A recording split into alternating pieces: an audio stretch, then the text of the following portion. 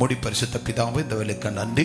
குமார் நாங்கள் இயேசுவின் நாமத்தினால அடியால் பிஷப் ஆண்டவரே பிஷப் பீஸ் புனிதா செலுத்து அவர்களை கொண்டு கர்த்தர் முதலாம் ஆராதனை வேளையில தெளிவாக தேவன் பேசினப்பா.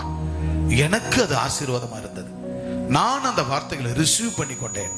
அதுபோல இந்த இரண்டாவது ஆராதனை வேளையில மகள் மூலமாக பரிசுத்த ஆவியானவர் நீர் பேசுங்க ஆண்டவரே, நாங்களெல்லாம் கேட்க போகிறோம். அந்த வார்த்தையை உலகம் முழுவதும் இருக்கிற மக்களும் அதை கேட்டு பயன்பெற உங்களுடைய பொறுப்பாதத்தில் வைத்து நாங்கள் ஜெபிக்கிறோம். வந்திருக்கிற சபையில மக்களுக்கும் சர்வதேச அளவில் கேட்கிற பார்க்கிற ஒவ்வொரு மக்களையும் நீர் ஆசீர்வதியும். இயேசுவின் நாமத்தில் நல்ல பிதாவே, ஆமென். ஹல்லேலூயா, ஹல்லேலூயா. நம் யாவரும் வேதத்தை எடுத்துக்கொள்ளுவோம். இரண்டாம் ஆராதனையிலே கர்த்தர் உங்களுக்கு கொடுக்க போறதான வார்த்தையை நாம் பகிர்ந்து கொள்வோம். யாவரும் கண்களை விரிவாய் திறந்து உங்கள் இதயத்தை ஒருமனத்தோடு கர்த்தருடைய வார்த்தைக்குள்ளாக நாம் கடந்து செல்வோம். இன்றைக்கு ஆண்டவர் நமக்கு கொடுக்கிற வார்த்தையானது எந்த நிலையிலும் தேவனை மறக்காத வாழ்க்கை. ஹல்லேலூயா சொல்லுங்க, என்னோட கூட சேர்ந்து சொல்லுங்க. எந்த நிலையிலும் தேவனை மறக்காத வாழ்க்கை. இதுதான் இன்றைக்கு கொடுக்கிற நமக்கு தலைப்பு. அது என்ன தலைப்பு? எந்த நிலையிலும் தேவனை மறக்காத வாழ்க்கை. வாசிக்கேப்போம். நீதிமொழிகள் 30ஆம் அதிகாரம். நீதிமொழிகள் 30ஆம் அதிகாரம் 9ஆம் வசனத்தை வாசிக்கேப்போம்.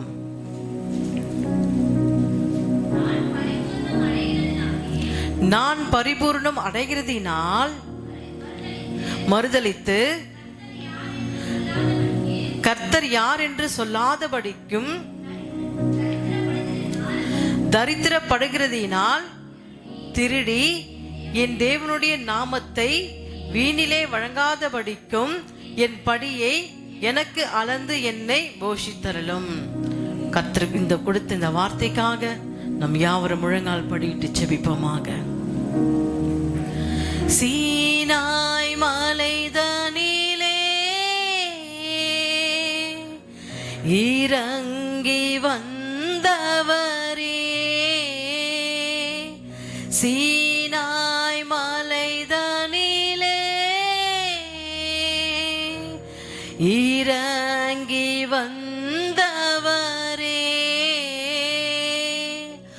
ஆத்ம பாரம் தீர்க்க வாரும் இந்த வேளையிலே.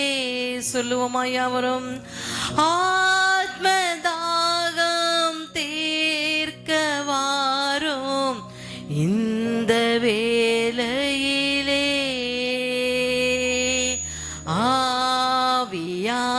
ஆவியானவரே, அன்பினாவியானவரே,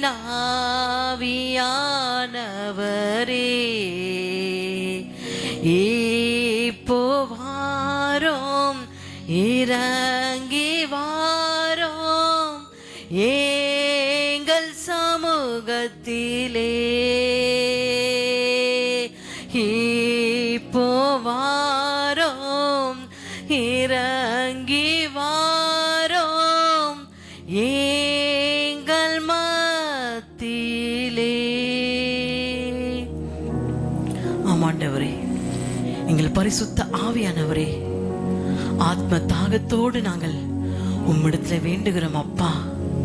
எங்களுடைய எல்லாவித குறைவுகளை உம்முடைய வசனத்தை கொண்டு நிறைவாக்குற என் தேவகுமார் நாங்கள் இயேசுவானவரே, என் பிள்ளைகளுக்கு என்ன ஆகாரம் கொடுக்க வேண்டும் என்று உம்மிடத்தில் காத்திருந்து அதை வாங்கி பெற்று ஜனங்களுக்கு ஆண்டவர் பிட்டு கொடுக்கும்படியாக என் தேவகுமாரன் நீர் இந்த வேளையிலே என்னை மூடி மறைத்து பேசுவது நாங்கள் அல்ல, எங்கள் பரிசுத்த ஆவியானவரே நீரே மக்கள் மத்தியில பேசும்படியாக இருக்கிற விட வேண்டிய எல்லாவித பாவங்கள், சாபங்கள், கல்லான இருதயங்களை எல்லாவற்றையும் நிர்மலமாக்கி என் தேவகுமாரன் சுத்த இதயத்தையும் சுத்த சிந்தனையும் சுத்த உள்ளத்தையும் கொடுத்து நீ நடத்த போற கிருபைக்காக நன்றி. நல்லது, இந்த வார்த்தை எனக்கு பிரயோஜனம் உள்ளது என்று சொல்லுகிற அளவுக்கு என் தேவன் பரிசுத்த ஆவியானவர் நீரே அவர்கள் மத்தியில் உலாவும்படியாக நாங்கள் வேண்டுதல் செய்கிறோம் நல்ல பிதாவே. ஆமேன், ஆமேன். ஹல்லேலூயா. உட்காருவோம். மீண்டும் ஒரு விசை அந்த வசனத்தை நாம் வாசிக்க இப்ப ஆண்கள் பகுதியில் நீதிமொழிகள் 30ஆம் அதிகாரம் 9ஆம் வசனம். நான் பரிபூர்ணம் அடைகிறதினால் மறுதலித்து கர்த்தர் யார் என்று சொல்லாதபடிக்கு. எப்படி? நான் பரிபூர்ணனா எல்லாவித ஆசீர்வாதம் நிறைந்ததுதான் பரிபூர்ணம். அப்போ இங்க ஒன்னாவது பார்க்கிறோம். யாக்கோபின் குமாரனாகிய அகூர் என்னும் அவருடைய ஜெபம் எப்படியா இருக்கிறது?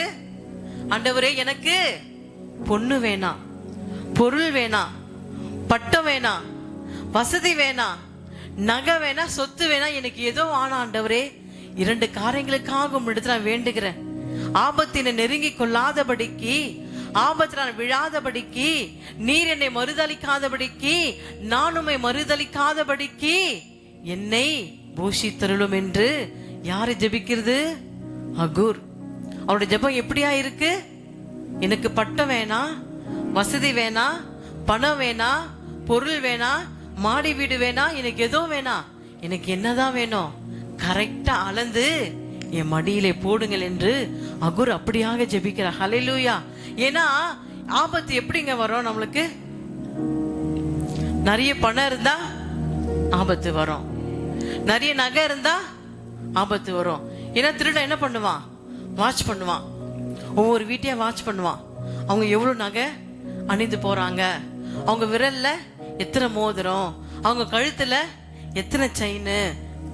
நியூஸ்ல பார்க்கும் போது போன வாரம் நினைக்கிறேன், பாண்டிச்சேரியில அவங்க ஃப்ரெண்டு தான், கூட இருந்த பழகிற ஃப்ரெண்டு தான், உனக்கு நான் சர்ப்ரைஸ் கொடுக்க போறேன், கண்ணை மூடுன்னு சொன்ன மாத்திரத்துல, அவங்க நம்ம தோழி தானே, நமக்கு ஏதோ சர்ப்ரைஸ் வச்சிருக்காங்க, சரி கண்ணை மூடிதான் பார்க்கலான்னு கண்ணை மூடின நேரத்துல சிசர் இருக்குல்ல, அந்த சிசரால வழித்த கிழிச்சு அவர்களை கொன்று போட்டார்கள். எதற்காக? அவர்கள் அணிந்திருந்த அந்த 5 பவுன் சங்கிலிக்காக. இன்னைக்கு அது 6 லட்சம் ரூபாய்.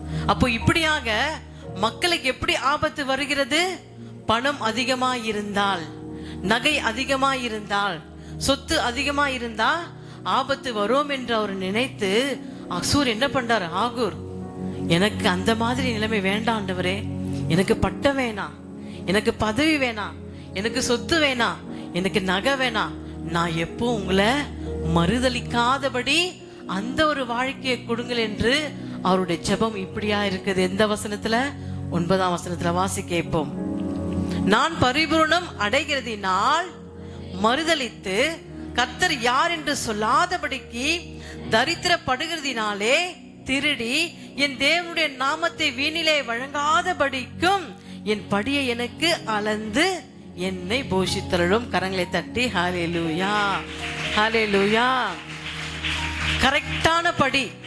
எனக்கு அதிக பணம் வேணாம், எனக்கு அதிக சம்பளம் வேணாம், என்னோட உயிருக்கு சேதம் இல்லாத வேலை எனக்கு வேணாம், எனக்கு நல்ல வேலையாக இருந்தாலும் அது 10,000 ரூபாய், அது 20,000 ரூபாய், எதுவா இருந்தாலும் கரெக்டா என் குடும்பத்தை நடத்தக்கூடிய அந்த ஞானத்தை எனக்கு கொடுத்து நடத்துங்க என்று அகூர் சொல்லுகிறார். ஏன்னா அவர் ஆண்டவர்கிட்ட பெற்றுக்கொண்டது ஞானம், ஆண்டவர்கிட்ட சேகரித்து கொண்ட ஞானத்தை கொண்டுதான் அவர் ஜெபமாக இந்த 9ஆம் வசனத்துல அவர் ஜெபிக்கிறார். எனக்கு அப்ப நம்ம எப்படி ஜெபிப்போம் சொல்லுங்க? உங்களோட ஜெபம், உண்மையான ஜெபம் எப்படி இருக்கும்? ஸ்டெல்லா சொல்லுமா, சொல்லு. யூஸ்வலா பேசுங்க. நம்மளோட ஜெபம் எப்படி இருக்கும்? ஆண்டவரே, நான் அதிக மதிப்பெண் எடுக்கணும்ப்பா, எனக்கு கல்யாணம் ஆகணும், எனக்கு நிறைய நகை போடணும், எங்க அம்மா, நான் நல்லா படிக்கணும், நாங்க பெரிய வீடு கட்டணும், யாரும் கட்டாத வீடு, நான் பெரிய வீடு கட்டணும். அப்படிதான் நம்மளோட ஜெபம். ஆனா அகூர் அப்படி அவர் ஜெபிக்கல. ஆண்டவரே, எனக்கு வீடு வேணாம், எனக்கு பொருள் வேணாம், எனக்கு பணம் வேணாம், உங்களை நான் மறுதலிக்காதபடிக்கு, உங்களை விட்டு நான் இழந்து போகாதபடிக்கு எனக்கு கரெக்டா இருக்கிற வண்ணமா என் மடியில எனக்கு அளந்து என்னை போஷிங்க என்று அகூர் அப்படியாக ஜெபிக்கிறார். அப்படியாக நம்முடைய வாழ்க்கையில் நம்முடைய ஜெபம் எப்படியா இருக்க வேண்டும்? போதும் சொல்றது என்னது? ஆகாரம் மட்டும்தான் போதும்னு சொல்லுவோமே தவிர, மற்ற எல்லா காரியங்களையும் வேணும் வேணும் வேணும் சொல்லுவோமே தவிர போதும்னு நம்மளுடைய வாழ்க்கையில சொல்லவே மாட்டோம். ஆனா அகூர் என்ன செஞ்சார்? எனக்கு சொத்து வேணாம், பொருள் வேணாம், பட்டம் வேணாம், பதவி வேணாம், நான் உங்களை இழந்து போகாதபடிக்கு, இந்த பணம் என்ன கண்ணை மறைக்க கூடாது. இந்த சொத்து என்ன என் ஆண்டவரையே வேணான்னு விட்டு விலகாதபடிக்கு எனக்கு நீங்க கரெக்டா. நிறைய இருந்தாலும் நம்ம என்ன செய்வோம்?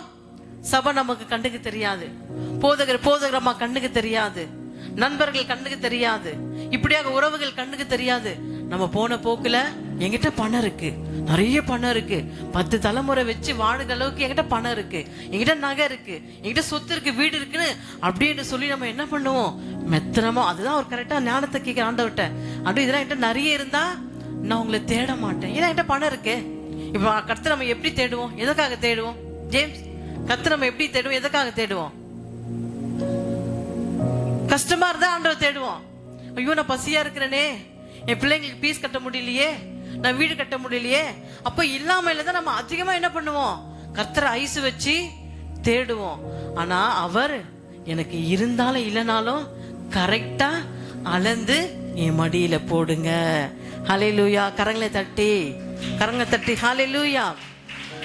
நான் பரிபூர்ணம். நமக்கு எத்தனை பரிபூர்ண ஆசீர்வாதங்கள் நம்முடைய வாழ்க்கையில வந்தாலும் சரி, அது நமக்கு முக்கியம் அல்ல, அதை கொடுத்த ஆண்டவர் தான் நமக்கு முக்கியம். கரங்களை தட்டி ஹல்லேலூயா.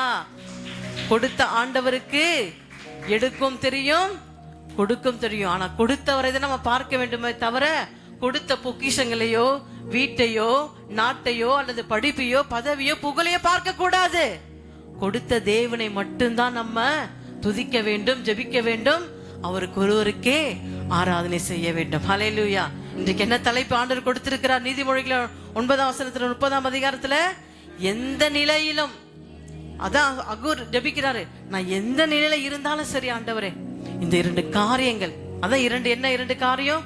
நான் பரிபூர்ணம் அடைகிறதினால் மறுதலித்து கர்த்தர் யார் என்று சொல்லாதபடிக்கு. அதுதான் முதல் காரியம். அதான் முதலாவது ஜெபிக்கிறாரு. எனக்கு பணம் வேணாம், எனக்கு பொருள் வேணாம், நீண்ட ஆயுசு வேணாம், எனக்கு நீங்க மட்டும் போதும். நீங்க அதிக கொடுக்கிற ஆசீர்வாதம் எனக்கு வேண்டாம். இரண்டாவது என்ன சொல்றாரு? தரித்திரம். ஃபர்ஸ்ட் என்னது? பரிபூர்ணம், எல்லாம் கிடைச்சிச்சு. ரெண்டாவது தரித்திரம், ஒண்ணுமே இல்லாத நேரத்துல. அப்ப தரித்திரம் வந்தாலும் நான் ஆணுடைய வார்த்தையை திருடி என் தேவனுடைய நாமத்தை வீணிலே வழங்காதபடிக்கும் என் படி எனக்கு என்னவோ, நீங்க எனக்கு என்ன கொடுக்க நினைக்கிறீங்களோ அதை மட்டும் கரெக்டா அளந்து என்னை போஷித்தருளும். ஹல்லேலூயா. நம்முடைய ஜெபம் எப்படியா இருக்க வேண்டும்? ஹல்லேலூயா. சொல்லுங்க, நம்ம ஜெபம் எப்படியா இருக்க வேண்டும்? சொல்லுங்கம்மா, நம்ம ஜெபம் எப்படியா இருக்கணும்? இப்ப சொல்லி கொடுத்துறேன் உங்களுக்கு. நம்ம ஜெபம் எப்படியா இருக்க வேண்டும்? அகூரை போல இருக்க வேண்டும். எனக்கு அதிக பணம் வேண்டாம், எனக்கு அதிக நகை வேண்டாம், எனக்கு அதிக சொத்து வேண்டாம். எனக்கு என்ன 3 சென்ட் கொடுத்துருக்கீங்களா, அல்லது 10 சென்ட் கொடுத்துருக்கீங்களா, அல்லது 20 30 என்னவோ அதை வச்சு நான் கரெக்டா என் குடும்பத்தை நடத்தக்கூடிய அந்த ஞானத்தை கொடும் என்று அகூர் ஜெபிக்கிறார். அப்படியாகத்தான் நம்முடைய ஜெபம் இருக்கணும். இனி வர காலம் நம்முடைய ஜெபம் எப்படியா இருக்க வேண்டும்? சொத்துக்காக ஜெபிக்க கூடாது, பணத்துக்காக ஜெபிக்க கூடாது. ஆண்டவரே கரெக்டா. அதிக சொத்து இருந்தா ஆண்டவர் திரும்பி பார்க்க மாட்டோம். சபை நமக்கு கண்ணுக்கு தெரியாது, ஆண்டவருடைய வார்த்தை நமக்கு கண்ணுக்கு தெரியாது. நம்முடைய இருதயம் மேட்டிமையாகிவிடும், கர்த்தர் யார் என்று தள்ளி விடுவோம், மறந்து போயிடும். அதனாலதான் அகூர் ஜெபிக்கிறாரு, எனக்கு அதிக சொத்து பணம் புகழ் வேண்டாம்ப்பா, கரெக்டா எனக்கு இருக்கிறத. இப்ப என்ன சொல்லுவோம் நம்ம? எனக்கு 3 வேளை ஆகாரம் இருக்கு, துணிமணி இருக்கு, நல்ல ஒரு வேலை இருக்கு, இது போதும் ஆண்டவரே, இதை தவிர வேற என்ன வேணும்? நான் நிறைய நகை போட்டாதான் என்ன கல்யாணத்துல சேர்த்துக்குவாங்களா? நான் பெரிய 50,000 பட்டு போட கட்டினாதான் என்ன சேர்த்துக்குவாங்களா? உன்கிட்ட இருக்கிற உடைய வச்சு, உன்கிட்ட இருக்கிற நகையை வச்சு அதோடு போங்க. கர்த்தர் உனக்கு நீ என்ன வைத்திருக்கிறாரோ, கர்த்தர் உனக்கு நீ என்ன கொடுத்திருக்கிறாரோ அதுக்கு மேல கொடுக்கணும்னா அவர் கொடுப்பார். உன்னுடைய இருதயத்தை பார்த்து கொடுப்பார். நீ எப்படி நடக்கிற, நீ எப்படி போற, ஆண்டவரை மறக்கிறியா? கொஞ்சம் கொடுத்தா மறக்கிறியா, இல்ல அதிகம் கொடுத்தா மறக்கிறியா? நீ எவ்வளவு கொடுத்தாலும் கர்த்தர் தான் தேவன் என்று சொல்லப்படும் போது கர்த்தர் உனக்கு கொடுத்து கொண்டே இருப்பார். கரங்களை தட்டி ஹல்லேலூயா, ஹல்லேலூயா. அப்ப நம்ம என்ன செய்ய ஜெபிக்கணும்? நான் பரிபூர்ண அதிகம் வந்தாலும் உங்க நாமத்தை எந்த நேரத்திலும் எந்த காலத்திலும் மறுதலிக்கவே கூடாதுப்பா. எனக்கு இல்லைன்னா கூட பரவாயில்ல ஆண்டவரே, அப்படின்னா உங்களை நாமத்தை வீணில வழங்காதபடிக்கு மிக ஜாக்கிரதையா இருக்கிறத வச்சு சந்தோஷமா போகிற வாழ்க்கை தான் கிறிஸ்துவ வாழ்க்கை. ஹல்லேலூயா, ஹல்லேலூயா. அப்படியாக ஆண்டவர் உங்களுக்கு கொடுத்த இன்றைக்கு வாக்கு, எந்த நிலையிலும் நம்ம பாடுவோமே, எந்த நிலையில் நான் இருந்தாலும் என்னை மெருக்காதவர் என் நேசர் ஒருவரே. எந்த நிலையில் நான் இருந்தாலும் என்னை வெறுக்காதவர் என் இயேசு ஒருவரே. உங்களை வெறுக்காதவர் உங்களுக்குள் இருந்தாலும் சரி, இல்லாவிட்டாலும் சரி, அவர் உங்களை தேடி வந்து உங்களை கரம் பிடித்து நம்முடைய பாவங்கள் சாபங்களை எல்லாவற்றையும் தீர்த்து அவர் சொந்த மகனாக உங்களை ஏற்றுக்கொண்டு அப்பா பிதாவே என்று கூப்பிடப்பட்ட புத்திர சுவிகார பாத்திரத்தை, அந்த அதிகாரத்தை கொடுத்து நாம் தேவாதி தேவனை ஒரு நாளும் இந்த காலத்திலும் எந்த நேரத்திலும் அவரை நாம் மறுதலிக்காதபடிக்கு மிக மிக மிக மிக ஜாக்கிரதையாய் இருந்து அவருடைய நாமத்தை நாம் பெற்றுக்கொள்ள வேண்டும். ஹல்லேலூயா, ஹல்லேலூயா. முதல் காரியம் நாம் பார்க்க போகிறோம். செல்வம் வந்தாலும் சரி தேவனை மறக்க செய்யக்கூடும். ஹல்லேலூயா. செல்வம், பணம், புகழ், பதவி, பட்டங்கள், நகைகள் எது வந்தாலும் கூட தேவனை மறக்க செய்யக்கூடும். வாசிக்கேப்போம். உபாகமம் 8ஆம் அதிகாரம் 11ஆம் வசனத்தை வாசிக்கேப்போம். உபாகமம் 8ஆம் அதிகாரம் 11ஆம் வசனத்தை வாசிக்கேப்போம். உன் தேவனாகிய கர்த்தரை மறவாதபடிக்கு நியாயங்களையும் கட்டளைகளையும் கை கொள்ளாமல் போகாதபடிக்கும் எச்சரிக்கையாயிரு. இங்க உபாகமம் ஆண்டவர் 8ஆம் அதிகாரத்துல 11ஆம் வசனம் மிக தெளிவாக சொல்லுகிறது. உன் தேவனாகிய கர்த்தரை மறவாதபடிக்கும் நான் இன்று உனக்கு சொல்லிக் கொடுக்கிற இந்த வார்த்தை மூலமாக விதிக்கிற என்னுடைய கற்பனை என்றால் தேவனுடைய வார்த்தை. அப்ப அவருடைய வார்த்தைகளுக்கு, கற்பனைகளுக்கும், நியாயங்களுக்கும், கட்டளைகளுக்கும் கை கொள்ளாமல் போகாதபடிக்கு எச்சரிக்கையாயிரு. அப்ப ஆண்டவர் சொல்லுகிற அவருடைய நியாயங்கள், அவருடைய நீதி, அவருடைய நேர்மை, அவருடைய வசனம், அவருடைய கட்டளை, அவருடைய கற்பனை, இதை எல்லாவற்றையும் நீ கை கொண்டு மறவாமல் இருக்க வேண்டும். ஹல்லேலூயா, ஹல்லேலூயா. ஆனா எகிப்து மக்கள் என்ன செய்தார்கள்? மறந்து போனார்களா இல்ல நன்றியோடு இருந்தார்களா? மறந்து போனார்கள். அவங்க வாழ்க்கை எப்படியா இருந்தது? எகிப்துல பாலைவனம், வறட்சியான இடம். நம்ம ஒரு இப்போ வெயில் தாக்கம் இன்று இந்த மாதத்துல அதிகமா இருக்கு. வெயில போயிட்டு வந்தா என்ன தேட நம்ம குடிக்கிறதுக்கு? தண்ணி, ஜூஸ், இதுல மாதிரி நம்ம குடிக்கணும். தண்ணி தாகம். அப்ப வறட்சியான, அப்ப அந்த இடத்துல தண்ணியே கிடையாது. எகிப்து மக்களுக்கு தண்ணியே கிடையாது. கொடுமையான வாழ்க்கை, கொடுமையான வேலை. அங்க ஆகார சாப்பாடெல்லாம் அவங்களால சாப்பிட்டதே கிடையாது. சாப்பாடுன்றது அந்த இடத்துல அவர்கள் பார்த்ததே கிடையாது. எந்த மீனையோ முட்டையோ கறியோ எதுவும் அவர்களுக்கு கிடையாது. அவர்களுக்கு என்ன சாப்பாடு? பைத்தங்கஞ்சி. ஹல்லேலூயா. பைத்தங்கஞ்சி கூட அளவா தான் கொடுப்பாங்களே தவிர நிறைய கொடுக்க மாட்டாங்க. ஏன்னா நிறைய கொடுத்தா இவங்க நல்லா பயல் வேணா ஆயிடுவாங்க. அதுக்காக என்ன செய்வாங்க? குழந்தைங்க முதல் கொண்டு பெரியோர் வரை கம்மியாக தான் கொடுப்பாங்க. ஆனா கர்த்தர் அப்படி வாழ்ந்த அந்த ஜனங்களை மோசே கொண்டு என்ன செஞ்சார்? எகிப்து வழியாக கடக்க செய்தார். 40 வருஷம் அவங்க நடந்து வர போடும்போது அவங்க கால்கள் வீங்கவில்லை. அவங்க போட்ட உடை அழுக்கும் ஆகல, பழசும் ஆகல. அவ்வளவு பரிசுத்தமா கர்த்தரை கொண்டு வந்தாங்க. ஆனா அவங்க என்ன செஞ்சாங்க? கர்த்தரை மறந்து போனாங்க. ஆனா அங்க என்னவோ நம்ம சொல்லுவோமே, நம்ம 20 வருஷத்துக்கு முன்னாடி நம்ம என்ன பிரியாணி சாப்பிட்ட மாதிரியும், நல்ல துணியை போட்ட மாதிரியும், அல்லது கடை அரிசியே நம்ம சாப்பிட்டு வாழ்ந்த மாதிரியும் இப்ப நம்ம என்ன செய்வோம்? பிலிம் காட்டுவோம். நான் அப்ப தெரியுமா? நான் அப்ப என்ன சாப்பிட்ட தெரியுமா? எனக்கு தெரியும். அப்பெல்லாம் பிரியாணி கிடையாது, உங்களுக்கு தெரியும். ஏ சகோதரர் ஐசக், அப்ப நம்ம என்ன சாப்பிடணும்? வருஷத்துல ஒரு வாட்டி தான் கறி குழம்பு, வடை, இட்லி, தோசை. வருஷத்துக்கு ஒரு டைம் தான் நமக்கு ட்ரெஸ். ஆனா இப்போ மீசோல பிள்ளைங்க போட்டு போட்டு போட்டு என்ன செய்யறாங்க? எல்லாம் சொல்றாங்க பெற்றோர்கள், அம்மா தொல்லை தாங்க முடியல. மீசோல போடுது, ஒரு டைம் யூஸ் பண்ணுது, மறு டைம் அடுப்புல இருக்குது, தலைக்கணி கவர்ல இருக்குது, அங்கங்க நூந்தி போட்டு போயிட்டே இருக்குது. இன்னைக்கு பணத்தோட அருமை தெரியாம அந்த நாட்கள்ல வருஷத்துக்கு ஒரு துணி தான் போடுவோம். சிலர் வீட்டுல அது கூட போடாம இருந்த நாட்கள்லாம் உண்டு. வறுமையை கஷ்டமா அந்த 20 வருஷத்துக்கு முன்னாடி அப்படியாகத்தான் எகிப்து மக்கள் அவ்வளோ அவஸ்தைப்பட்டாங்க, அவ்வளோ கஷ்டப்பட்டாங்க. ஆனா கொண்டு வந்தோன்னு என்ன கேட்கறாங்க? முறுமுறுக்கிறாங்க. கர்த்தருக்கே முறுமுறுக்கிறாங்க, மோசையோட முறுமுறுக்கிறாங்க. எனக்கு மீன் இல்ல, கறி இல்ல, முட்டை இல்ல, அது இல்ல, இது இல்ல என்று சொல்லி. ஆனாலும் கர்த்தர் என்ன செய்தார்? அவர் மன்னாவை அனுப்பினார். அதுவும் என்ன மன்னா? தேன் நிறைந்த மன்னா.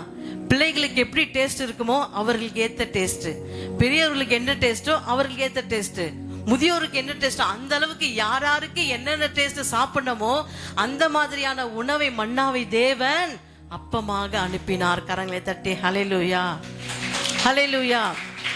அப்ப இன்றைக்கு பார்க்கும்பொழுது 20-30 வருஷம் நம்ம திரும்பி நம்மளோட வாழ்க்கையை பார்த்தால் எல்லாம் வெறுமைதான், பாலைவனம் தான், வனாந்தரம் தான். அப்ப எகிப்து மக்களை வனாந்தரத்திலிருந்து ஆண்டவர் அழைத்து வந்து நல்ல வீடுகளையும் நல்ல பொருட்களையும் பொன்னையும் வெள்ளியும் எல்லாம் கொடுத்தால் கர்த்தரை என்ன செய்தார்கள்? மறந்து போனார்கள். ஆனா இல்லாத நேரத்துல கர்த்தரை தேடுறாங்க, இல்லாத போது கர்த்தரோட விசுவாசமா இருக்கிறாங்க. ஆனா எல்லாம் வந்தவுடன் கர்த்தர் வேணாம், சபை வேணாம், போதக சொல்லுகிற ஆலோசனை வேணாம், எனக்கு பணம் போதும், என் பொருள் போதும், என் சொத்து போதும், நகை போதும் என்று சொல்லிக் கொண்டிருந்தாங்க எகிப்து மக்கள். ஆனா என்ன நடந்தது? அவர்களால கானானுக்குள் பிரவேசிக்க முடியவில்லை. ஹல்லேலூயா. அப்படியாகத்தான் கல்வாரி தேவன் இந்த கல்வாரி கானானுக்குள் உங்களை ஆண்டவர் அழைத்து வந்து உங்களை உட்கார செய்து அழகு பார்க்கிற தேவனாகிய கர்த்தர். ஹல்லேலூயா. அப்ப அந்த கர்த்தரை நம்ம என்ன செய்யக்கூடாது? எத்தனை செல்வங்கள், எத்தனை படிப்பு, எத்தனை பட்டங்கள், எத்தனை சொத்துக்கள், வீடுகள் எது வந்தாலும் தேவனை ஒருபோதும் மறக்கவே கூடாது. ஹல்லேலூயா. வாசிக்க இப்ப 11 முடிச்சிட்டீங்களா? 14 உபாகமம் 8ஆம் அதிகாரம் 11ஆம் வசனம், அடுத்து 14. உன் இருதயம் மேட்டிமை அடையாமலும் உன்னை அடிமைத்தன வீடாகிய எகிப்திலிருந்து புறப்பட பண்ணினவரும். பாத்தீங்களா, நம்ம எங்க வாழ்ந்து கொண்டிருந்தோம்?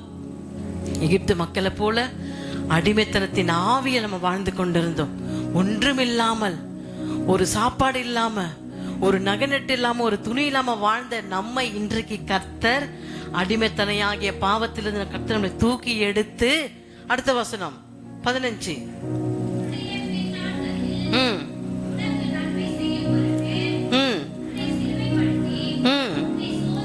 சோதித்து கொள்ளிவாய் சர்ப்பங்களுக்கு முன்பாக உங்களை அழைத்து தேள்களும் தண்ணீர் இல்லாத வறட்சியுமுள்ள பயங்கரமான பெரிய வனாந்தர வழியாய் உங்களை அழைத்து வந்தவரும் உனக்காக பாறையான கண்மலையில் இருந்து தண்ணீரை புறப்பண்ணினவரும். கரங்களை தட்டி ஹல்லேலூயா. எதிலிருந்து? பெரிய வனாந்தரம், வறட்சியான வனாந்தரத்திலிருந்து கர்த்தர் உங்களை அழைத்து வந்தது மாத்திரமல்ல, தேள்களும் பாம்புகளும் எல்லாவற்றையும் உங்களை தீண்டாதபடிக்கு உங்களை கண்மணி போல அழைத்து வந்தது மாத்திரமல்ல, பெரிய வனாந்தர வழியாக உன்னை அழைத்து வந்தவரும் உனக்காக பாறையான தண்ணி வர வைக்க முடியுமா? ஆனா தேவனால முடியும். கர்த்தர் யார் என்று கர்த்தருக்கே முறுமுறுத்தார்கள், நடத்தி வந்த மோசேக்கே முறுமுறுத்தார்கள். அப்படியாக நாமும் என்ன செய்யக்கூடாது? எகிப்து மக்களாகிய கர்த்தருடைய பாவ வாழ்க்கையிலிருந்து நம்மை விடுவித்து இன்றைக்கு எல்லா சுகம், பலன், பாதுகாப்பு, சந்தோஷ, சமாதானம், கர்த்தர் நகை, பணம், சொத்து எல்லாவற்றையும் மிகுதியாய் கொடுத்த தேவனை நம்ம ஒருபோதும் மறந்து விடக் கூடாது. எத்தனை செல்வங்கள் வந்தாலும் கொடுத்த தேவனை தான் பார்க்க வேண்டுமே தவிர அவர் கொடுத்த சொத்தை பார்க்க கூடாது, அவர் கொடுத்த நகையை பார்க்க கூடாது, அவர் கொடுத்த பதவி, பட்டங்கள், படிப்பு அதை திரும்பி பார்க்க கூடாது. கர்த்தர் கொடுத்தவரை அவரை மட்டும்தான் பார்க்க வேண்டும். ஹல்லேலூயா. கொடுத்த தேவனுக்கு அதை கொடுக்கவும் தெரியும், அது மீண்டும் ஒரு கணம் எடுக்கவும் தெரியும். அப்ப நம்முடைய இருதயம் எப்படியாக இருக்க வேண்டும்? தாழ்மையாக இருக்க வேண்டும். எகிப்து ஜனங்களை போல மேட்டிமை உள்ள இருதயமா மாறாதபடிக்கு எப்போதும் கர்த்தரை துதிக்க வேண்டும். எப்போது தேவனுக்கு முன்பாக முழங்கால் படிட்டு ஜெபிக்கிறவர்கள் நம்ம காணப்பட வேண்டும். ஜெப வாழ்க்கை எந்த காலத்துல எந்த நேரத்திலும் நம்ம விட்டு அது போகவே கூடாது. அகூர் என்ன ஜெபித்தார்? நீங்க வாழ்க்கையை விட்டு போக கூடாது, நான் அழிந்து போக கூடாது, நான் நாசமா போக கூடாதுன்னு சொல்லி அவர் எனக்கு என் படியை அளந்து என் மடியிலே போடும். போதும் என்ற அந்த மனம் நமக்குள் வர வேண்டும். வேணும் வேணும் வேணும் வேணும்ன்றதை காட்டிலும் போதும் ஆண்டவரே, நீங்க கொடுத்த சம்பளம் எனக்கு போதும், நீங்க கொடுத்த 20,000 எனக்கு போதும், 30 இது போதும் ஆண்டு, இதை வைத்து ஆண்டவரை உங்களை இன்னும் ஆசீர்வதிப்பார். அதனால நமக்கு என்ன செய்யணும்? முதல் காரியம், செல்வம் வந்தாலும் தேவனை ஒரு நாளும் ஒரு காலம் மறக்கவே கூடாது. அது 1 கோடியா இருக்கட்டும், அது பல கோடியா இருக்கட்டும், எத்தனை கோடிகள் வந்தாலும் கொடுத்த ஆண்டவரை மட்டும்தான் நம்ம திரும்பி பார்க்க வேண்டுமே தவிர இருக்கிற பணமோ நகையோ சொத்தோ அதை நம்ம திரும்பி பார்க்காதபடிக்கு மிக மிக கவனமா ஜாக்கிரதையா இருக்க வேண்டும். ஹல்லேலூயா. அதிலே 17 வாசி கேட்போம்.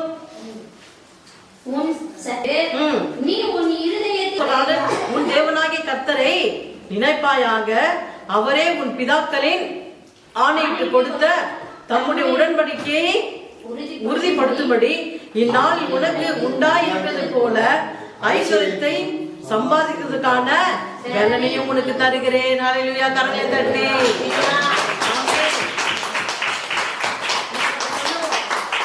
பணம் இருக்கு, சொத்து இருக்கு, நகை இருக்கு, வீடு இருக்கு, பதவி இருக்கு, படிப்பு இருக்கு, எல்லாம் இருக்கு, இதெல்லாம் என் சம்பாத்தியம்னு சொல்லுவோம். அப்படி ஒரு நாளும் ஒரு காலம் நம்ம சொல்லவே கூடாது. அந்த பலன் யாரு கொடுத்தது? தேவன். உனக்கு என்ன வேலையோ, உனக்கு என்ன வேலை செய்ய தெரியுமோ அதை கர்த்தர் கரெக்டாக உனக்கு வர்ச்சிக்க பண்ணுவா. அது நம்ம என்ன பண்ணக்கூடாது? நமக்குள்ள அந்த மேட்டிமை இருதயம் வரவே கூடாது. நான் சம்பாதித்தேன், ஏன் பணம், இது ஏன் சொத்து, இது என்னுடைய பலன். மனைவி பார்த்து சொல்லுவோம், நீ உங்க அம்மா வீட்டுக்கு கொண்டு வந்த, இது எல்லாம் ஏன் பலன், ஏன் சொத்து. நம்ம என்ன செய்யக்கூடாது? ஒரு காலம் சொல்லவே கூடாது. உன் மனைவி உனக்காக ஜெபிக்கிறா, உன் கணவன் மனைவிக்காக இப்படியாகத்தான் ஜெபமாகப்பட்டது ஒரு குடும்பம். இது அந்த குடும்பத்துல நம்ம இது என்னோட பலன், இது ஏன் சொத்து, நான் எங்க அம்மா வீட்டுக்கு கொண்டு வந்தது அப்படின்ட்டு நம்ம ஒரு நாளை பிரிச்சு பேசவே கூடாது. எல்லாருக்கும் பலனை கொடுத்தவர் யார்? ஒரே இயேசு, அவர் மட்டும்தான். அதனால நம்ம என்ன செய்யக்கூடாது? நமக்குள்ள அந்த மேட்டிமை இருந்த என் பலன் சொல்லக்கூடாது. பலத்தை யாரு கொடுத்தது? கர்த்தர். ஹல்லேலூயா. 19 வாசி கேட்போம். உன் தேவனாகிய கர்த்தரை நீ மறந்து வேறு தேவர்களை பின்பற்றி அவர்களை சேவித்து அவர்களை பணிந்து கொள்வையானால் நிச்சயமாய் அழிந்து போவீர்கள் என்று இன்று நான் உங்களுக்கு சாட்சியாக அறிவிக்கிறேன். கர்த்தருடைய வார்த்தை நீதி, கர்த்தருடைய வார்த்தை நியாயம், கர்த்தருடைய வார்த்தை சாட்சி. சாட்சியாக அறிவிக்கிறேன். நீ என்றைக்கு எகிப்திலிருந்து ஆண்டவர்களை கொண்டு வந்து அவர் சொந்த ரத்தத்தால் உங்களை கழுவி சொந்த மகனாக மகளாக ஏற்றுக்கொண்டாரோ அன்று முதல் இன்று வரைக்கும் நீங்க என்ன செய்யக்கூடாது? வேற தேவர்களை வணங்கவே கூடாது. எனக்கு விஜய் தெய்வம், எனக்கு ஸ்டாலின் தெய்வம், எனக்கு கமல் தெய்வம், எனக்கு ரஜினி தெய்வம் என்று அப்படி நீங்க சொல்லுவீர் என்றால் என்ன செய்வார்? கர்த்தர் உங்களை அழித்து போடுவார். ஆண்டவர் திட்டம் தெளிவுமாய் உண்மையா சொல்லிக் கொண்டிருக்கிறார். தேவ ஜனமே, கர்த்தருடைய வார்த்தைக்கு செவி கொடுங்கள். ஏதோ இது சந்தைக்கு வந்து போகிற இடம் அல்ல, இது பரிசுத்த ஆவியா உலாவுகிற திருச்சபை. கர்த்தர் இங்க வாசம் பண்ணுகிறார். ஹல்லேலூயா. புதன்கிழமை நினைக்கிறேன், இந்த புதன்கிழமை கர்த்தர் என்னோட கூட பேசினார். என்ன பேசினார்னா, ஜனங்களுக்கு நம்ம என்ன சொல்லுகிறோம்? லேட்டா வராதீங்கப்பா. எப்படி லேட்டா வராதீங்க? அது ஆண்டவருக்கு உகுந்ததல்ல. டெய்லி காலேஜுக்கு லேட்டா போவீங்களா? பாரதி, மோனா ஸ்கூலுக்கு நீங்களே சொல்லுங்க. லேட்டா போவீங்கன்னா லேட்டா போவீங்க, 2 நாள் லேட்டா போவீங்க, 3ஆம் நாள் வீட்டுக்கு போ, உங்க அப்பா அம்மா ஆயிடுச்சுன்னு சொல்லுவீங்க. அதானே? அப்போ ஸ்கூலுக்கு கரெக்டா போனால புரிஞ்சுக்கோங்க. உங்களை காயப்படுத்தவோ உங்களை துக்கப்படுத்தவோ இல்ல, பரிசுத்த ஆவியான உங்க மத்தியில பேசுகிறார். அதனால புரிஞ்சுக்கோங்க. ஏனோ தான் இந்த வார்த்தை 1 மாசம் 1.5 மாசம் ஆண்டோட பார்த்த காத்திருந்து பெற்றுக்கொண்டு கொண்டு வந்த வார்த்தை. ஹல்லேலூயா. ஹல்லேலூயா. அப்படியாக அப்போ ஒரு நாள் 2 நாள் லேட்டா வந்தா போலாம். நீங்க தொடர்ந்து வாரந்தோறும் தொடர்ந்து லேட்டா வருவது, அல்லது ஆலயத்துக்கு வராம திருவிருந்துக்கு மாத்திரம் வருவது, ஆண்டுக்கு கொடுக்கிற தசம்பாங்க காணிக்குது அதெல்லாம் கொடுக்காம உங்க போக்குல போனா கர்த்தர் என்ன செய்வார்? சொல்லுங்க. 1 முறை சொல்லுவாரு, 2 முறை சொல்லுவாரு, 3 முறை சொல்லுவாரு. தொடர்ந்து எத்தனை காலத்துக்கான சொல்லி கொண்டிருப்பார். அப்ப என்ன நீங்க நினைக்கிறீங்க? இது என்ன காலம்? இது சொல்லுங்க. ரூபன், இது என்ன காலம்? மேக சொல்லுங்க. என்ன காலம் இது? கிருபையின் காலம். இது தெரியலையா? நம்ம கிருபையின் காலத்துல வாழ்ந்து கொண்டிருக்கிறோம். நியாய பிரமாண காலத்துல வாழல. எந்த காலத்துல வாழ்ந்து கொண்டிருக்கிறோம்? இயேசு கிறிஸ்துவின் கிருபையின் காலத்துல. அப்ப ஆண்டவர் கிருபையா இருக்கிறதுனால கர்த்தர் மன்னிப்பார். எத்தனை வாட்டி லேட்டா போனாலும் கர்த்தர் மன்னிப்பார். நான் தசபாவம் கொடுக்கலாம் கூட கர்த்தர் மன்னிப்பார். நான் பொய் சொன்னாலும் கர்த்தர் மன்னிப்பார். நான் ஆலயத்துக்கு வராம வீட்டிலேயே படுத்து மீன் கறி சாப்பிட்டு இருந்தாலும் கர்த்தர் என்ன மன்னிப்பார் மன்னிப்பார் என்று சொல்லி நீங்க மேல மேல மேல மேல தவறுகளை செய்து கொண்டிருந்தால் அப்ப எப்போது நம்ம மனம் மாறுவோம்? இப்போ திருந்துவோம். ஸ்கூலுக்கு கரெக்டா போறோம், வேலைக்கு கரெக்டா போறோம், காலேஜுக்கு கரெக்டா போறோம். ஆனா சபைக்கு வருவதை லீவ் எடுத்துடுறோம். இதுனா ஸ்கூலா? இது காலேஜா? தேவ சமூகம் 6 நாளைக்கு உன்னை பாதுகாக்கிறது, உன் ஜீவனை காக்குறது. நீ வண்டியில எத்தனை வாட்டி போற வர, ஒரு செகண்ட் ஆகாத பிசாசு உடைய தூக்குறதுக்கு சொல்லுங்க. இன்னைக்கு எவ்வளவு லாரி போகுது, எவ்வளவு வண்டி போகுது, ஆனாலும் கர்த்தர் உங்கள் ஜீவனை பிசாசு தொடாதபடிக்கு, ஒரு சொட்டு ரத்தம் கூட உங்க இல்லத்துல இருந்து வராதபடிக்கு கர்த்தர் உங்களை அற்புதமா அதிசயம் பாதுகா. அதுக்கு காரணம் தேவ போதகர் 5 மணில இருந்து 8-9 மணில இருந்து உங்களுக்காக ஜெபித்துக் கொண்டிருக்கிறபடியால் கர்த்தர் உங்கள் பாதம் கல்லில் இடாதபடிக்கு அவர் தேவ தூதரை கொண்டு உங்கள் ஒவ்வொரு குடும்பத்தையும் கர்த்தர் பாதுகாக்கிறார். ஆனா நீங்க என்ன செய்றீங்க? மெத்தனமா இருக்கிறீங்க. ஆண்டுக்கு கொடுக்கிற காரியத்துல மெத்தனமா இருக்கிறோம், செய்யறதுல மெத்தனமா இருக்கிறோம். இப்படி இருந்தா கர்த்தர் நம்ம என்ன செய்வா? அழித்துதான் போடுவா. அதுதான் கர்த்தரோட பேசுதா. கரெக்டா புதன்கிழமை நைட்டு இரவு 1 மணிக்கு, மகளே இதை நீ பேசு, அவங்க கிட்ட சொல்லு. உன் கருத்துல கொடுத்த பிள்ளைகள் அவர்கள் அழிந்து போவதே என் சித்தம் அல்ல, அவர்கள் வாழ வந்தவர்கள். அவர்கள் என்னை தேடி வரவில்லை, நான் அவர்களை ஆசீர்வதிக்கும்படியாகத்தான் அவர்களை இந்த திருச்சபைக்குள்ள அவர்கள் அழைத்து வந்தேன் என்று கர்த்தர் திண்ணம் தீர்க்கமா அன்றைக்கு சொன்னார். ஹல்லேலூயா. உங்களை ஆசீர்வதிக்கும்படியாகத்தான் கர்த்தர் ஆலயத்துல அவரே உங்களை தேடி கரம் பிடித்து உங்களை கொண்டு வந்து சேர்த்திருக்கிறார். ஆனா நம்ம என்ன செய்யறோம்? கொஞ்சம் பணம் வந்த உடனே, கொஞ்சம் பொருள் வந்த உடனே மெத்தனமாகி விடுகிறது. ஆலயத்துக்கு லேட்டா வருகிறோம், இல்லைன்னா ஆலயத்துக்கு வருவதில்லை, வாக்குத்தத்தத்துக்கு வருவதில்லை, உபவாசத்துக்கு வருவதில்லை. இப்படியாக சொல்லிக்கொண்டே போகலாம். இப்படி இருந்தா கிறிஸ்தவனுக்கு என்ன பெயர்? பெயர் கிறிஸ்தவன். இதுதான் ஒரு கிறிஸ்தவன் என்றால் அவன் எல்லாவற்றிலும் உண்மையா இருக்க வேண்டும், அவனுக்கு எல்லா தகுதியும் இருக்க வேண்டும். எகிப்து மக்களை போல நம்முடைய இருதயம் மேட்டுமை அடையக்கூடாது. எத்தனை பொருட்கள், எத்தனை வீடு வந்தாலும் கர்த்தர் தான் என் தெய்வம் என்று நம்ம என்ன சொல்ல வேண்டும்? அவரை அறிக்கை செய்ய வேண்டும். ஹல்லேலூயா, ஹல்லேலூயா. இன்னைக்கு எதுக்கு மதுராகத்துல இருந்து 8:30 வரும்? அப்ப தேவன் மீது பயம் இருந்தா முன்னாடியே வந்து உட்காருவோம். ஆனா அந்த பயம் எங்கே போச்சு? இன்னைக்கு அநேக மக்கள்கிட்ட பயம் இல்ல. சொன்னா எங்க மேல கோச்சிக்கிறீங்க, நீ என் மேல கோச்சிக்கினாலும் சரி, அதை பத்தி கவலை இல்லை. சொல்லுவது எங்க வேலை. சத்தியமா ஆண்டவர் என்ன சொல்றாரு? 18ஆம் வசனம், உன் தேவனாகிய கர்த்தரை மறவாதே, தேவர்களை பின்பற்றாதே. அங்க ஆளை சுத்துறாங்களா, இங்க ஆளை சுத்துறாங்களா? இப்ப கோயில் திருவிழா வந்துடுச்சு, விக்கிற காரத்தை திருவிழா எங்க பார்த்தாலும் பாட்டு கச்சேரிக்கு போவது, அங்க போகுது, இங்க போகுது. அதெல்லாம் நமக்கு வேணவே வேணாம். நீ எத்தனை பேருக்கு விஜய் படம் போய் பார்த்தீங்கன்னு தெரியாது. ஆனா பார்த்தவங்களுக்கு ஐயோ, அவனுக்கு ரட்சிப்பு கொடுத்தது யாரு? உங்களுக்கு ரட்சிப்பு கொடுத்தாச்சு, உங்களை ஆண்டவர் தேடி வந்தாச்சு, உங்களை அழைத்து எல்லா சுகம் எல்லாம் கொடுத்தாச்சு. ஆனா விஜய்க்கு, ரஜினிக்கு, கமலுக்கு யாருங்க ரட்சிப்பு கொடுக்க முடியும்? சொல்லுங்க, ஆண்டவர் தான். அப்பா அவருக்கு ரட்சிப்பு இல்லாம வாழ்றாங்க. ஆனா அவர்களோட படத்தை பார்க்க நம்ம ஓடி ஓடுகிறோம், பணங்களை செலவு செய்து ஓடுகிறோம். இதெல்லாம் அவளை என்னை கர்த்தர் மாற்ற சொல்லுகிறார். தயவு செய்து மாற்றி விடுங்க. டிவி பார்ப்பது முடிந்து விட்டது, இன்றோடு முடிந்து விட்டது. இன்றைக்கு லாஸ்ட் வார்னிங். நீங்க முழுமையாக மனமாற வேண்டும். மனமாறி கர்த்தரோடு கூட 1000 அரசாட்சி நீங்க வாழும்படியாகத்தான் கர்த்தர் உங்க மத்தியில பேசிக் கொண்டிருக்காங்க. அதனாலதான் சாத்தான் என்ன செஞ்சான்? கரெக்டா பிடுங்கிட்டான். ஏன்னா சொல்ல போற வார்த்தை அவ்வளவு வார்த்தை. ஜனங்களுடைய இருதயம் கடினப்படுத்தின பார்வை எப்படி கடினப்படுத்தப்பட்டதோ அப்படியே உங்க இருதயம் கடினப்பட்டு நீங்க மாறக்கூடாது, நீங்க அப்படியே இருக்கணும். அதுதான் அவனோட ஆசை. ஆனா அவனுடைய ஆசை அதுல இருந்து நீ வெளியே வர வேண்டும். ஹல்லேலூயா, ஹல்லேலூயா. ஓசியா 13:6. தங்களுக்கு இருந்த மேய்ச்சலினால் திருப்தியானார்கள். திருப்தியான பின்பு அவர்கள் இருதயம் மேன்மையாயிற்று, அதனால் என்னை மறந்தார்கள். பாத்தீங்களா? மீண்டும் ஒரு கணம் வாசிங்க. தங்களுக்கு இருந்த மேய்ச்சலினால், அப்படியே நிறுத்துங்க. தங்களுக்கு இருந்த மேய்ச்சல்னா எல்லாவித ஆசீர்வாதம். இப்போ ஒரு புல்ல மேய்க்கிறோம், அது என்ன பண்ணோம்? எல்லா புல்லும் நல்லா சாப்பிட்டு திருப்தியா வரும். அப்ப அப்படியாவது ஆண்டவர் உங்களோட குடும்பத்தையும் உங்களையும் எல்லாவித மேய்ச்சலினால திருப்தி ஆக்கிட்டார். அப்ப திருப்தி ஆக்கினதுனால திருப்தி ஆனார்கள். அப்புறம் திருப்தியான பின்பு திருப்தி ஆயிட்டீங்க. சொத்து, வீடு, பணம், புகழ், பட்டம் எல்லாம் ஆண்டு கொடுத்துட்டாரு. எல்லாம் திருப்தியான வாழ்க்கையை நமக்கு ஆண்டவர் எகிப்துல இருந்து கொண்டு வந்து எல்லாம் கொடுத்துட்டாரு. ஆனா நமக்குள்ள என்ன வந்துச்சு? சொல்லுங்க. இருதயம் மேட்டிமை ஆயிடுச்சு. அவ்வளவுதான். இதயம் மேட்டிமை ஆயிடுச்சு மாத்திரமல்ல, அதனால இதயம் மேட்டிமை ஆனதுனால என்னை மறந்து விட்டார்கள். ஹல்லேலூயா.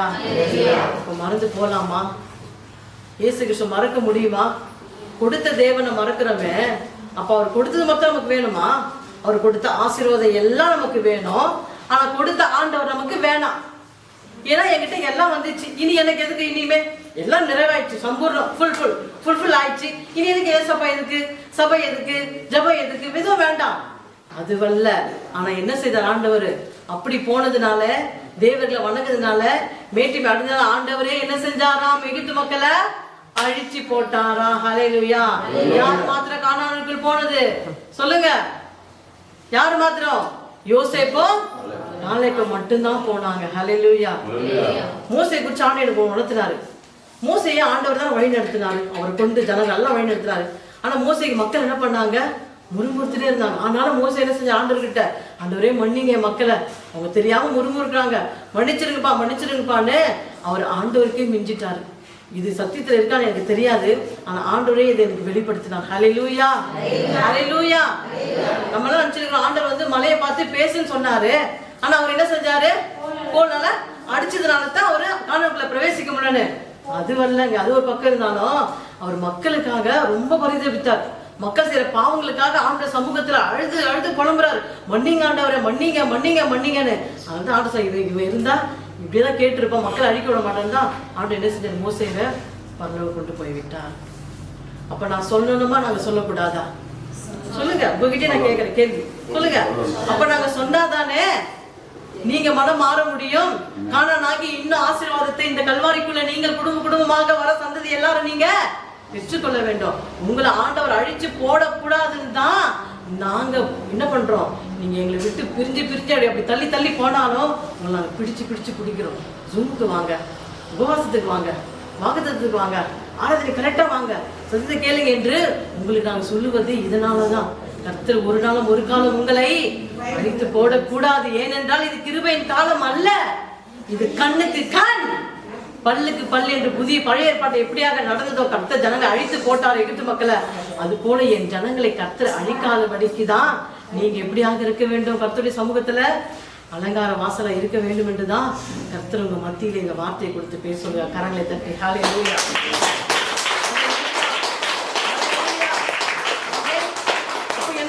தங்களுக்கு மிகுந்த மேய்ச்சலினாலே திருப்தி அடைந்து மாத்திரமல்ல, அவருடைய இருதயம் மேட்டுமையானது, கர்த்தரையே மறந்து கொண்டுட்டார்கள்.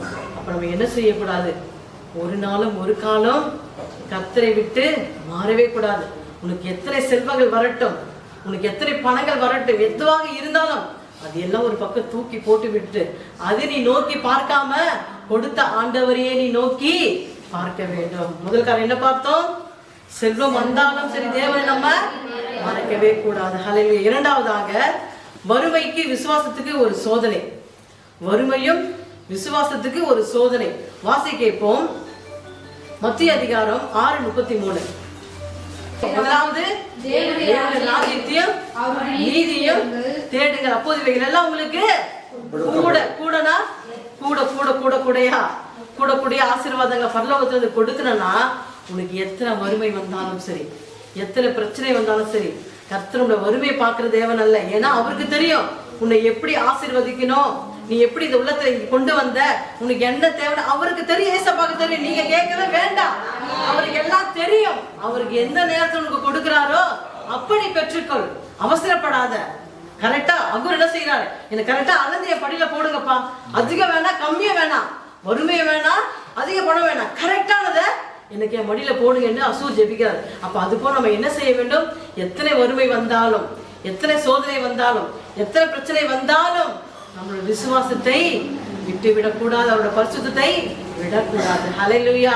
அப்பதான் அந்த வறுமை வரும்போது, உன் கஷ்டம் வீட்டை தொடும் போது நீ என்ன செய்யணும்? முதலாய் தேவனுடைய ராஜ்யத்தையும் நீதியும் தேடுங்கள், இவைகள் எல்லாம் உங்களுக்கு கூட கொடுக்கப்படும். நீ கர்த்தரை தேடினால்தான். நீ ஜெபிக்காம உனக்கு வராதுங்க. எப்படி நம்ம ஸ்கூல்ல படிச்சு +2 வரைக்கும் போய் காலேஜுக்கு போனாதான் ஒரு இடத்துல நமக்கு ஒரு வேலை, ஒரு 10 மணி நேரம் சம்பளம் வாங்கும். அப்ப அதை காட்டிலும் நீ ஜெபிச்சாதான் உனக்கு உன் வறுமை மாறும், உன் நோய் போகும். ஹல்லேலூயா. நீ வேதத்தை வாசித்தாதான், நீ கரெக்டா ஆராதனைக்கு வந்தாதான், நீ கரெக்டா ஆண்டுக்கு கொடுத்தாதான், நேரத்தை எல்லாவற்றையும் கொடுக்கப்படும் போதுதான் உனக்கு இருக்கிற எல்லா வறுமை, நோய்கள், பேய்கள், சாபங்கள் எல்லாவற்றையும் கர்த்தர் முறியடிப்பார். அதிலே 11 வாசி கேட்போம். 6ஆம் அதிகாரத்திலே 11.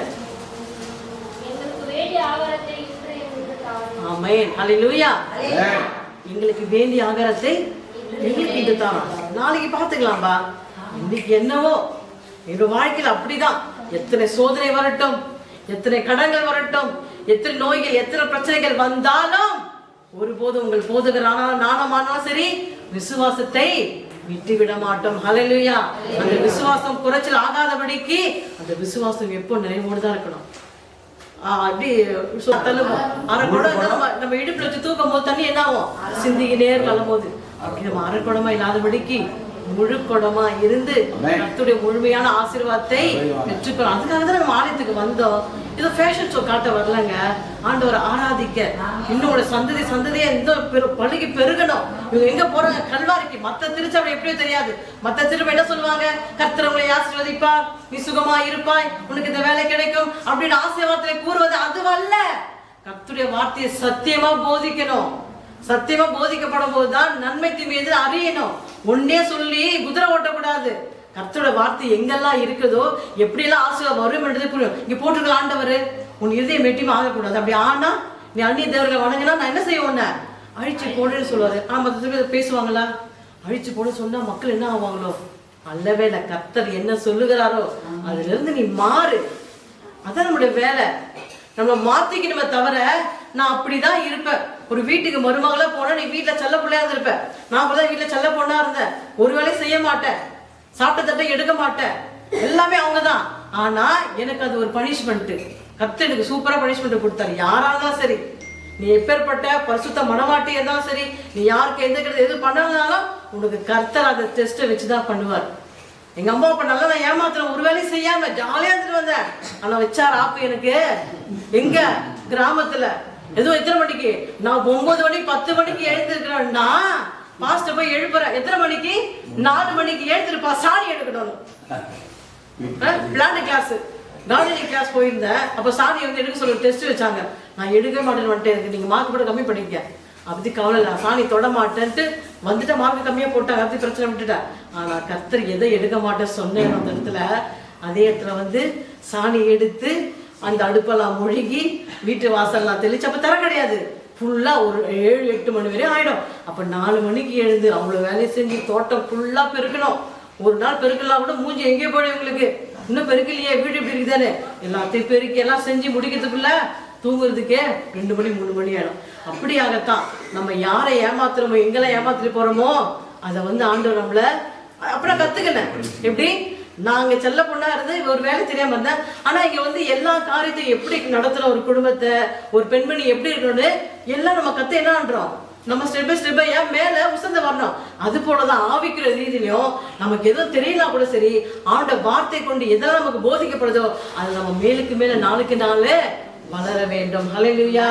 எல்லாவற்றையும் கற்றுக்கொள்ள வேண்டும். கற்றுக்கொள்வதுதான் தேவனுக்கு பிரியமான காரியம். ஹல்லேலூயா. அதே வாசிக்கப்போ பிலிப்பியர் 4:19 வாசிக்கப்போம்.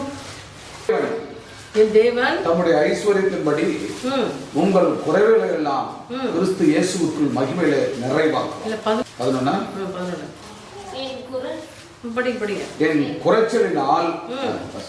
என் குறைச்சலினால் நான் இப்படி சொல்லுகிறதில்லை, ஏனெனில் நான் எந்த நிலையிலும் இருந்தாலும் மனரம்யமாய் இருக்க கற்றுக்கொண்டேன். ஆமென். ஹல்லேலூயா. மீண்டும் ஒரு தடவை வாசிக்கப்போம். என் குறைச்சலினால் நான் இப்படி சொல்லுகிறதில்லை, ஏனெனில் நான் எந்த நிலைமையில் இருந்தாலும் ஆமா மனரம்யமாய் இருக்க கற்றுக்கொண்டேன். ஆமென். 12 தாழ்ந்திருக்கவும் எனக்கு தெரியும், ஆமென். வாழ்ந்திருக்கவும் எனக்கு தெரியும், எவ்விடத்திலும் எல்லாவற்றிலும் திருப்தியா இருக்கவும், பட்டினியா இருக்கவும், பரிபூர்ண அடையவும், குறைபடவும் போதிக்கப்பட்டேன். பாத்தீங்களா? 11 என்ன சொல்லுது?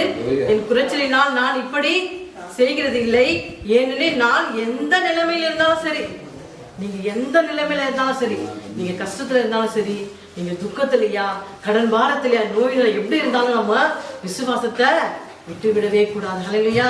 விசுவாசம் இல்லாத தேவனுக்கு கூடாத காரியம். நமக்குள்ள என்ன வேணும்? அதிக விசுவாசம் வேணும். ஹல்லேலூயா. சோதனையான வாழ்ந்தாலும் மரித்தாலும் இயேசுவுக்காக மோடி வந்து நீங்க எல்லாம் இந்துல வந்துருங்க, இந்த தேவர்களை வணங்க, நான் உங்களுக்கு 1 கோடி தரணும், போவீங்களா? சொல்லுங்க. 1 கோடி இல்லைங்க, அவர் 1 மில்லியன் கொடுத்தாலும் சரி, அவனுக்கு ஆண்டவருக்காக ரத்த சாட்சியா செத்துவோமே தவிர அவன் என்ன செய்யக்கூடாது, மற்ற தேவர்களை அதான் இங்க வசனம் சொல்லுது, தாழ்ந்திருக்கும் தெரியும் வாழ்ந்திருக்கும் தெரியும், எனக்கு எவ்விடத்திலும் எல்லாவற்றிலும் திருப்தியாக இருக்க தெரியும், பட்டினியாக இருக்க தெரியும். நம்ம எப்படி இருக்க வேண்டும்? பிரியாணி சாப்பிட தெரியணும், கஞ்சம் குடிக்க தெரியணும், பட்டினியா இருக்கணும். அது எல்லாம் எங்க வாழ்க்கையில நாங்க பார்த்துட்டு வந்துட்டோம். பட்டினியா இருக்க கத்துக்க இருப்போம். பட் நம்ம அப்படிதான் கத்துக்கணும் ஆண்டோட வார்த்தையை கொண்டு. நமக்கு பசியானாலும் வாழ்வான சாவானும் எல்லாமே அவர் தான். ஹல்லேலூயா. எந்த வறுமை எந்த கஷ்டமானாலும் கர்த்தரே உன் நிலைமை அறிந்து அவரே அதான் வாசிங்க. அதுல 19 வாசிங்க. 19 என் தேவன் தம்முடைய ஐஸ்வரியத்தின்படி உங்களை குறைவுகள் எல்லாம் கிறிஸ்து இயேசுவுக்குள் நிறைவாக்குவார்.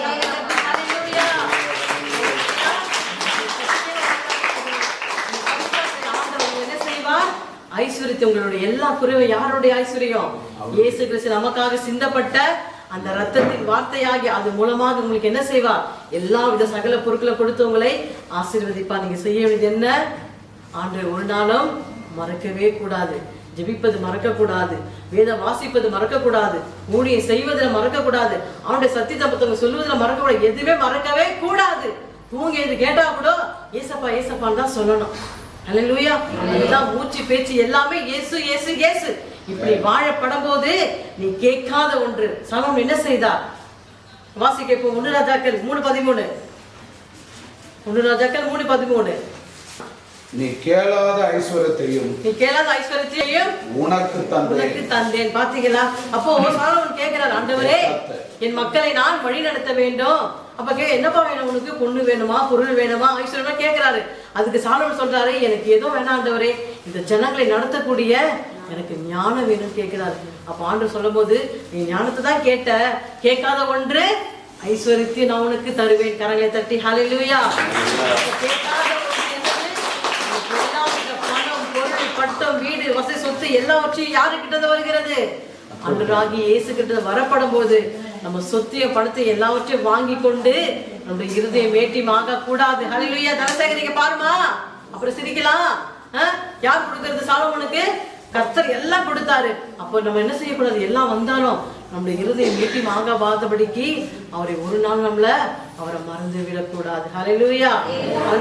3வது காரியம், ஃபர்ஸ்ட் காரியம் விசுவாசத்தின் ஒரு சோதனை. உனக்கு எத்தனை சோதனைகள் வந்தாலும் உன் வாழ்க்கையில அந்த கர்த்தரை எல்லாவற்றையும் தவிடுபடியாக்கி அவர் உன்னை ஐஸ்வர்யத்துல நிரப்புவார். ஹல்லேலூயா. நம்முடைய இருதயம் ஒரு நாளும் ஒரு காலம் மேட்டுமை ஆகவே கூடாது. நம்மளை வெட்ட வந்தா கூட இயேசுதான் என்று சொல்ல வேண்டும். ஹல்லேலூயா. நாம 3வது காரியம் பார்க்க போகிறோம். தேவனுடைய நாமமே நம்முடைய வாழ்க்கையை மகிமைப்படுத்த வேண்டும். யாருடைய நாமத்தை மகிமைப்படுத்த வேண்டும்? இயேசுவின் நாமத்தை மட்டும். வாசிப்போம். மேத்யூ 5:16. மனுஷர் உங்கள் நற்கிரியைகளை கண்டு பரலோகத்தில் இருக்கிற உங்கள் பிதாவை மகிமைப்படுத்தும்படி உங்கள் வெளிச்சம் அவர்கள் முன்பாக பிரகாசிக்க கடவுளே. பாத்தீங்களா என்ன சொல்லுது ஆண்டோட வார்த்தை? இவ்விதமாய் மனுஷர் உங்கள் நற்கிரியைகளை கண்டு, நற்கிரியைகள் என்னன்னு சொல்லுங்க பார்க்கலாம். நம்முடைய கையின் கிரியைகள், ஆண்டுக்கு கொடுப்பது, ஆண்டுக்கு செய்வது, ஆகாரம் கொடுப்பது, சபையை கட்டுவது, ஊழியம் செய்வது, மற்ற தான தர்மங்கள் செய்வது, இல்லாதவங்களுக்கு நம்ம கொடுக்கும் போது இந்த நற்கிரியை நம்ம என்ன பண்ணக்கூடாது? விளம்பரப்படுத்தக்கூடாது. ஹல்லேலூயா. வலது கை கொடுப்பது இடது கை தெரியக்கூடாது. நீ யாருக்காவது உதவி செய்தா கூட அது 100 பேருக்கு சொல்லிட்டு செய்யாத. எப்படி? நீ ஒருத்தருக்கு உதவி செய்யறனா அது 100 பேருக்கு சொல்லாத. அது ரகசியமா செய். அது கர்த்தருக்கு தெரிஞ்சா போதும். அது நன்மையா செய், நீதியா செய், பொய்யல்ல. அது உண்மையா செய்யும் போது அதான் இங்க சொல்லுற ஆண்டவர். வாசிங்க. இவ்விதமாய் மனுஷர் உங்கள் நற்கிரியைகளை கண்டு பரலோகத்தில் இருக்கிற உங்கள் பிதாவை மகிமைப்படுத்தும்படி உங்கள் வெளிச்சம் அவர்களுக்கு முன்பாக பிரகாசி. நீங்க செய்கிற ஒவ்வொரு தான தர்மங்கள், நீங்க கடவுளுக்கு கொடுக்கிற காரியங்கள் எல்லாம் நீங்க செய்யும் போது பிதாவாகிய தேவனை மகிமைப்படுத்த மாத்திரமல்ல, உங்களுடைய சாட்சி ஒளியாக வீசு. யாருக்கு? மற்றவர்களுக்கு, அந்நியர்களுக்கு, அறியாத அவர்கள் மத்தியில் அவர்களுக்கு முன்பாக நீங்க சாட்சியா வாழும் போது, நீங்க சாட்சியா மற்றவங்களுக்கு செய்யப்படும் போது அந்த ஒளி யாருக்கு முன்பாக இருக்கிறது? வாசிங்க. மகிமைப்படுத்தும்படி உங்கள் வெளிச்சம், நீங்க செய்கிற உதவிகள் எல்லாவற்றையும் யாருக்கு முன்பாக? அவர்களுக்கு, அந்நியர்களுக்கு முன்பாக அது பிரகாசிக்க கடக்குது. ஹalleluya.